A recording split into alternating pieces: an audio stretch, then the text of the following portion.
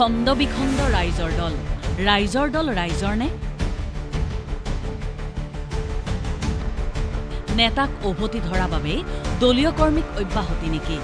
একছত্ৰী নেতা হোৱাৰ মন নেকি অখিল গগৈৰ অসংখ্য প্ৰশ্ন হয় বিৰোধী দলবোৰৰ নিজৰ স্থিতিক লৈ এতিয়া ৰাইজৰ অসংখ্য প্ৰশ্ন বিৰোধী শক্তি শক্তিশালী কৰাৰ শ্লোগান দিয়াৰ ৰাইজৰ দল এতিয়া হৈ পৰিছে থানবান অভিযোগ উত্থাপন হৈছে অখিল গগৈৰ মন্তব্যৰ বিৰোধিতা কৰাৰ বাবে নলবাৰীৰ জ্ঞানেন চক্ৰৱৰ্তীক ৰাইজৰ দলৰ পৰা অব্যাহতি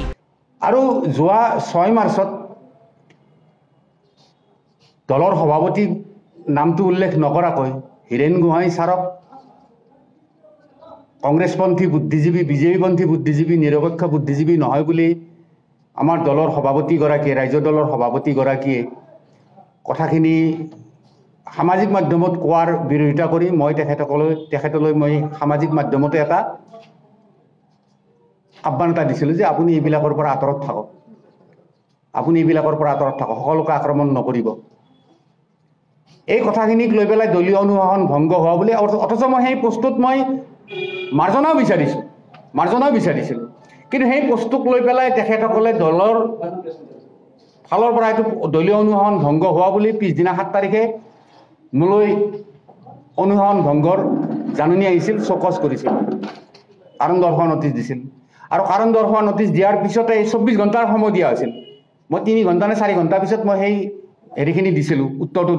উত্তৰটো আজি মই ৰাজহুৱা কৰিম আপোনালোকৰ সন্মুখত দিম উত্তৰটো তেওঁলোকে কি বিচাৰিছিল আৰু মই কি উত্তৰটো দিছিলোঁ আপোনালোকে গম পাব এতিয়ালৈকে মই তাৰপিছত মই সামাজিক মাধ্যমত এই বিষয়ে একো কোৱা নাই কিন্তু কথাটো হ'ল কি তাৰপিছত 10 তাৰিখে তেওঁলোকে মোক সিদ্ধান্তটো দিলে যে মই দলীয় অনুশাসন ভংগ কৰাৰ অপৰাধত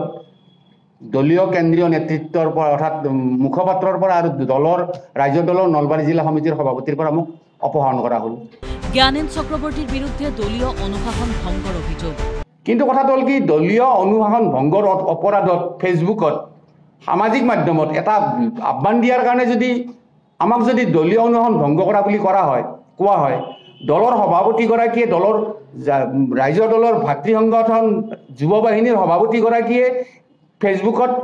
প্ৰতিনিয়ত দলীয় অনুশাসন ভংগ কৰি আছে বিষয় ডক্টৰ হীৰেন গোহাঁই বিশিষ্ট চিন্তাবিদ ডক্টৰ হীৰেন গোহাঁয়ে অখিল গগৈৰ ৰাজনৈতিক স্থিতিক লৈ প্ৰশ্ন উত্থাপন কৰাৰ লগে লগে জাঙুৰ খাই উঠিছিল ৰাইজৰ দলৰ নেতা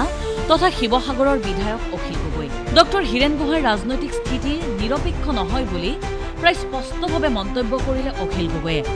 আৰু সেই মন্তব্যৰ বিৰোধিতা কৰি ছ'চিয়েল মিডিয়াত পোষ্ট দিছিল জ্ঞানেন চক্ৰৱৰ্তীয়ে লগে লগে আৰম্ভ হ'ল মত বিবাদ আৰু তাৰ পাছতেই অখিল গগৈয়ে নলবাৰীৰ ৰাইজৰ দলৰ নেতা জ্ঞানেন চক্ৰৱৰ্তীক অব্যাহতি দিয়াৰ অভিযোগ উত্থাপন হৈছে বিভিন্ন কথা বতৰা চলি আছে বিভিন্ন আলোচনা চলি আছে জ্ঞানেন চক্ৰৱৰ্তীক দলীয় অব্যাহতি দিয়াৰ পাছত নলবাৰী জিলা ৰাইজৰ দলে আনুষ্ঠানিকভাৱে অব্যাহতি লয় দলটোৰ পৰা দল ত্যাগ কৰাৰ লগে লগে এতিয়া নলবাৰীত প্ৰায় শূন্য হৈ পৰিছে ৰাইজৰ দলৰ নেতৃত্ব আৰু কৰ্মীৰ সংখ্যা আৰু তাৰ পাছতেই উত্থাপন হৈছে অনেক প্ৰশ্ন 26ৰ বিধানসভা নিৰ্বাচনৰ পূৰ্বে কিয় নামনি অসমৰ শক্তিশালী নেতা এজনক দলীয় অব্যাহতি দিয়া হ'ল জয়ন্ত মল্ল বৰুৱাক উভতি ধৰা জ্ঞানেন চক্ৰৱৰ্তীসহ ৰাইজৰ দলৰ অন্যান্য নেতাক আঁতৰোৱাৰ আঁৰৰ ৰহস্য কি লগতে আছে আন কেইবাটাও প্ৰশ্ন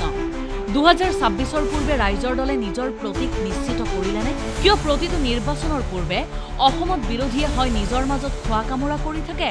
নহলে আন এটা বিৰোধী দলৰ ওপৰত বোকা ছটিয়াই থাকে আৰু ঠিক সেইখিনি সময়তে শাসক পক্ষই আগন্তুক নিৰ্বাচনৰ বাবে শক্তিশালী কৌশল তৈয়াৰ কৰে ভেটি শক্তিশালী কৰে ৰাজনৈতিক পথ মজবুত হৈ পৰে শাসকীয় পক্ষৰ বাবে পুনৰ আহিছো অখিল গগৈৰ কথালৈ এটা সংগঠনৰ পৰা ৰাজনৈতিক দললৈ আৰু এজন ৰাজপথৰ সংগ্ৰামী জননেতাৰ পৰা ৰাজনীতিবিদ বুলি পৰিচিত হোৱা অখিল গগৈৰ শুভাকাংক্ষীসকলৰ মনতো এতিয়া অখিল গগৈৰ শেহতীয়া কিছু কৰ্মকাণ্ডক লৈ আছে কিছু নিশ্চিত প্ৰশ্ন অখিল গগৈয়ে আৰম্ভ কৰা কৃষক মুক্তি সংগ্ৰাম সমিতিয়েও এটা সময়ত সংকীৰ্ণ জাতীয়তাবাদ দুৰ্নীতিগ্ৰস্ত কংগ্ৰেছ আৰু প্ৰায় স্তিমিত হ'ব ধৰা বাওপন্থী আন্দোলনৰ বিপৰীতে উদাৰ জাতীয়তাবাদ আৰু উজ্জীৱিত ধাৰাৰ এক সমন্বিত শ্লোগান দিছিল নতুন আশাৰ সঞ্চাৰ কৰিছিল ৰাজনৈতিক বিকল্পৰ বাবে এক নতুন মঞ্চৰ সন্ধান কৰিছিল কিন্তু সেই বিকল্প